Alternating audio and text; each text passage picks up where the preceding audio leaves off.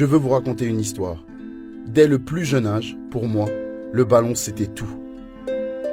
J'avais tellement de posters de Zidane et de Cristiano. Pour être honnête, quand j'étais plus grand, j'ai aussi eu des posters de Neymar.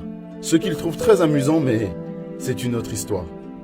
J'avais la tête dans les nuages et j'étais vraiment un bon joueur, mais le tournant pour moi, le tournant de toute ma vie, a été la Coupe de Seine-Saint-Denis quand j'avais 11 ans.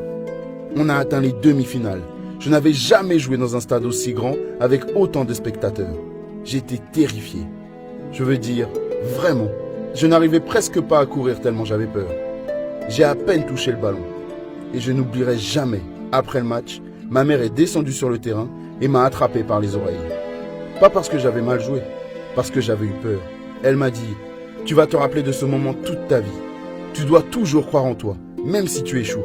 Tu peux rater 60 buts, tout le monde s'en fout. Mais le fait que tu refuses de jouer parce que tu as peur, ça peut te hanter toute ta vie. Mes copains et moi, on n'espérait pas devenir footballeur professionnel. On ne s'y attendait pas, on ne l'a pas planifié. On en rêvait. C'est différent.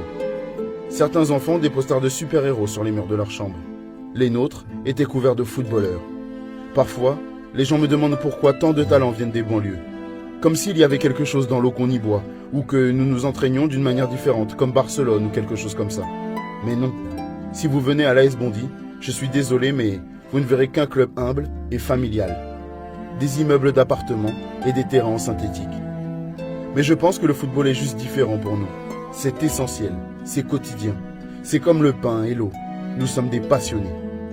Je me rappelle que l'on avait un tournoi dans notre collège et c'était comme la Coupe du Monde pour nous. On jouait pour gagner un trophée en plastique qui valait 2 €, mais on traitait ce tournoi comme si c'était un cas de vie ou de mort.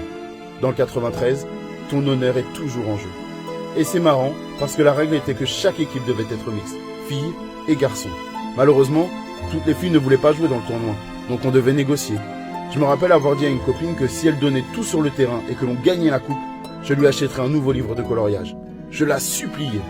Peut-être que vous pensez que j'exagère, mais c'était vraiment tout pour nous. On jouait pour ce trophée de 2 € comme si c'était le trophée Jules Rimet. C'était comme ça. Je suis sûr que c'était assez difficile pour mes enseignants. Je leur présente vraiment mes excuses.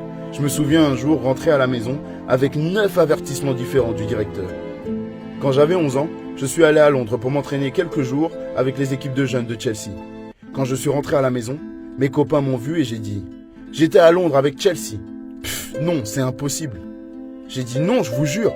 J'ai même rencontré Drogba. » Ils m'ont dit « Drogba ne rencontre pas des gamins de Bondy. C'est impossible. » Je n'avais pas de téléphone à cette époque, donc j'ai demandé à mon père de me donner le sien et je leur ai montré les photos qu'on avait faites.